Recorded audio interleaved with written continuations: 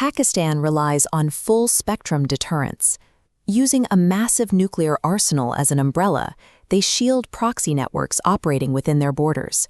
For decades, this forced Indian restraint. India absorbed cross-border proxy attacks, knowing conventional retaliation could spiral into a nuclear exchange. Pakistan-backed attackers from the resistance front stormed a village, interrogated tourists about their religion, and executed them in cold blood.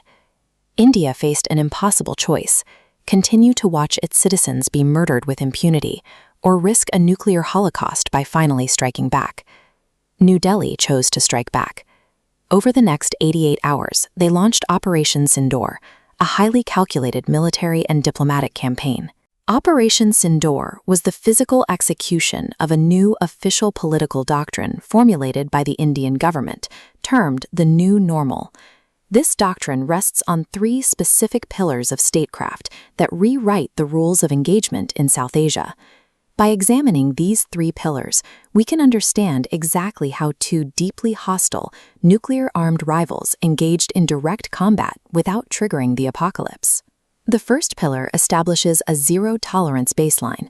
An act of terror originating from Pakistani soil will now be met with the exact same military severity as an act of war. On May 7th, India bypassed symbolic border skirmishes entirely. They deployed Rafale fighter jets to strike targets deep inside the Pakistani heartland.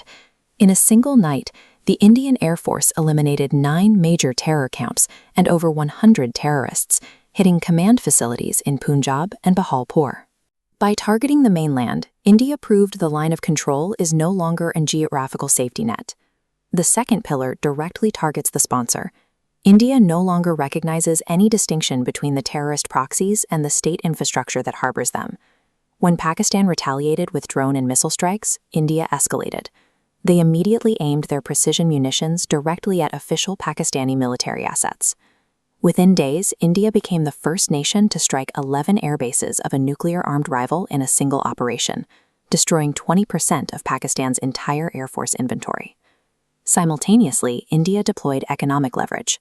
This image shows the Tarbela Dam, part of the massive Indus River system. India suspended the 1960 Indus-Madras Treaty, taking full control over the western rivers flowing into Pakistan. These agricultural workers in Pakistan rely heavily on that exact water system. Suspending the treaty chokes off a resource that supports 80% of the country's farmland and a quarter of its total GDP.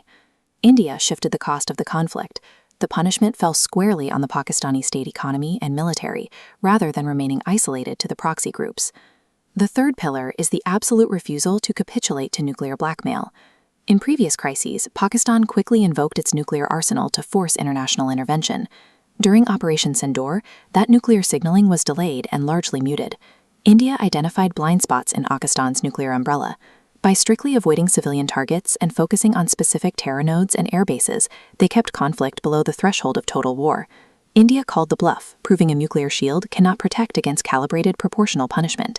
On May 10th, the 88-hour crisis ended with a mutually agreed ceasefire.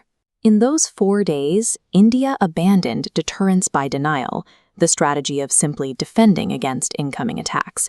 They replaced it with compellence by punishment, guaranteeing an immediate, overwhelming retaliatory strike.